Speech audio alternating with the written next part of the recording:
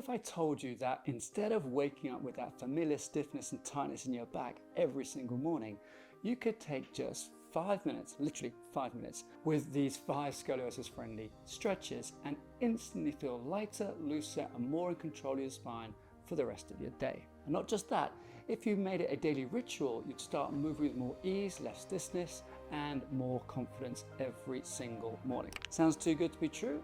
Well, it's not. I'm going to show you exactly what to do, and it's simple. It flows together, and you can do it right next to your bed before your coffee even brews. Many people with scoliosis know that morning stiffness all too well. After hours of sleeping in one position, the curve can feel more locked up, the spine feels tight, and the initial movement out of bed can be a real struggle. But here's the thing, movement is medicine, or motion is lotion, especially for scoliosis. Our spines thrive on gentle, consistent motion, and this routine isn't about correcting your curve, it's about optimizing how you move within your curve.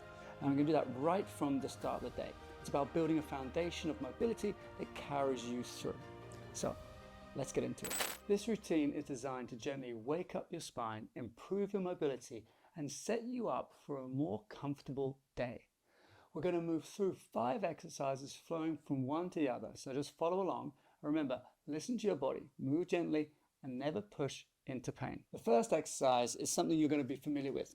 We call this a cat-cow, but we're going to do it slightly differently.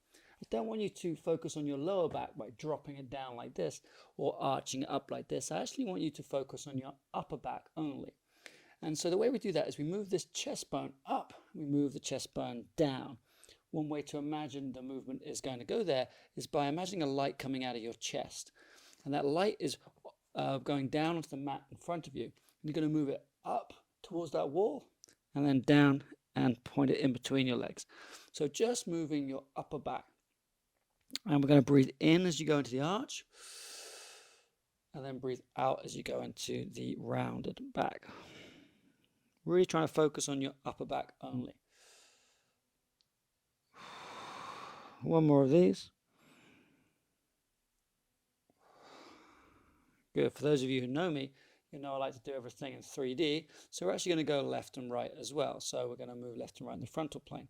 Sure, some people's scoliosis will like one way more than the other, and that's fine. This is just a general waking up of the back. So you're trying to pull your ear to your shoulder, then your shoulder down to your hip. Bonus points if you can get this muscle here, the lat. If you can engage the lat by rolling your shoulder down your back, even better. If we get the lats involved, you might even feel some clicks or pops happening in the vertebrae of your back as they begin to wake up and move. And so with the breathing here, you can breathe out on the movement, into the middle, out on the movement, into the middle, out on the movement. Once you start feeling your back's got a little bit more motion there, we're simply going to take the hips backwards now into what we call a rocker. And so you just imagine, like a kid that's just learning to crawl, they kind of move backwards and forwards. Keep your hips back though, don't take them over 90 degrees with your hips. So don't go into this position, just going backwards like this. And now we're going to emphasize one side a little bit more than the other. So take both hands to one edge of your mat. So in this case, I'm going to my left, and I'm going to move my hips backwards to the right. I'm trying to keep a little arch in my lower back if possible. And also I may feel something happening in my right hip, in my butt area back here, or even a little pinch in the front. Now, if you get the pinch in the front, simply just put your hands up onto something and hold your back a little bit higher at the front here. Okay, now we're going to go to the other side. Both hands onto the left side of the mat, going back towards the left, opening up through this left side here, and hopefully feeling a little bit of work in your left butt cheek. Again, if you feel a pinch in the front of your hip, very easy. Just take your hands up onto your bed if you're in your bedroom and just open up that area in front of the hip a little bit. Okay, what's next? Third exercise, we're going to move into a rotational exercise here. So I'm going to lie my back to you for a second. Bring your knees up to 90 degrees as though you're sitting in a chair. You're going to take both hands in front of you, like you're saying your prayers, and then slide this top hand backwards and then open it up, pointing the other way. From here, we're going to take 3 deep breaths. Breathe in and breathe out.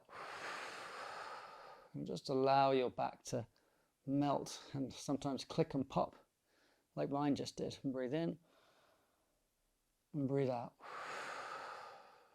You're de-rotating your spine.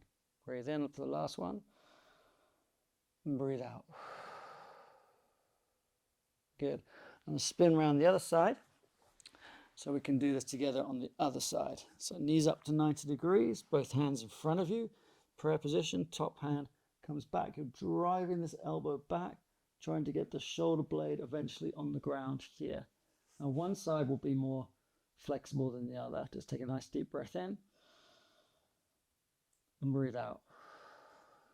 So if you have scoliosis, you will experience, asymmetries, and that's normal.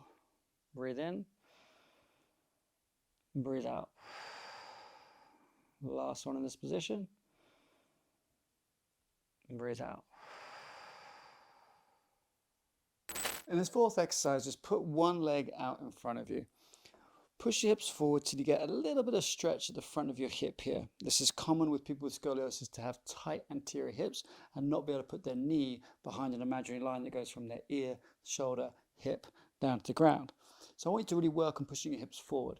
When you're in this position, you're going to lean over the same leg that's out in front of you. So in this case, I'll be leaning over to my left. So I'm going to take my right hand up and over, and put the hand on the back of your head, push your elbow to the ceiling, use support if you need to, and then lift up, breathing in as you do that, and then come back down as you breathe out. You can keep your hip forward the whole time. Breathe in, and breathe out. We're going to do 3 other side, breathing in, and breathing out. Good. So I'm going to spin around. You just simply change legs. I'll put my other leg up in front, push forwards, noticing any differences that I have from side to side. And again, that's common to have a difference, so don't worry if you do. Just work a little bit more on the tighter side. Put your hand on the back of your head. Pull your elbow backwards so it's not in front of you like this. You're not doing this.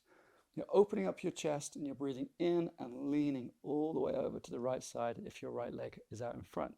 And then coming back as 1. Breathing in. 2.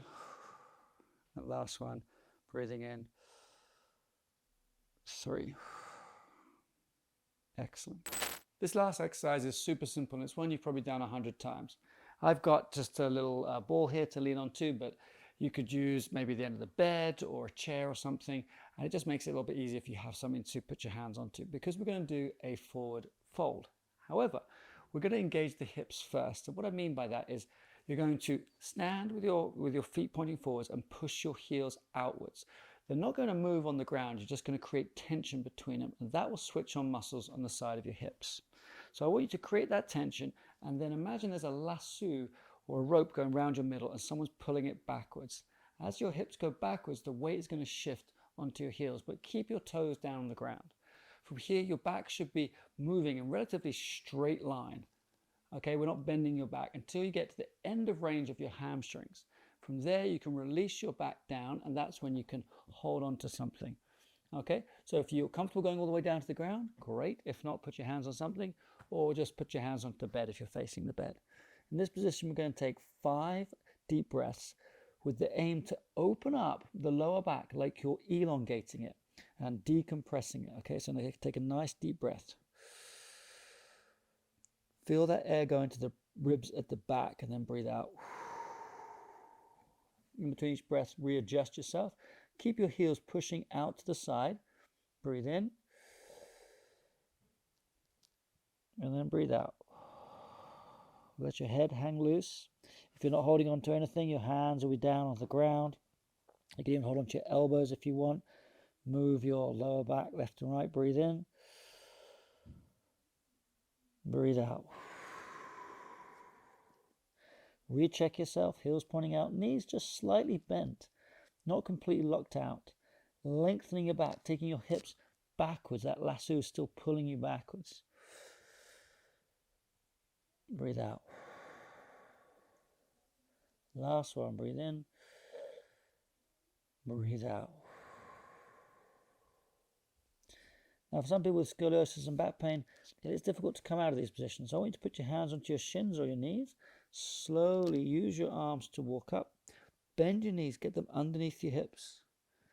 And allow your back to come up nice and straight. And from here, keep your chin tucked down. Push up through your legs and then zombie yourself up to standing up straight. And there you have it. The 5 exercises that you should be doing every morning. The magic of this routine isn't just doing it once, but it's about making a daily ritual. Consistency. It's true for this particular exercise, and it's really great for managing scoliosis and improving your comfort. So try this for a week and tell me in the comments below what difference you feel. And if you found this helpful, I'd love you to share it with someone else who you think might benefit. Also, recently I created a group over on School, and I'd love you to become part of it. And it's where I can show you exactly what you need to do for your curve. Now, the link to join that is in the description below.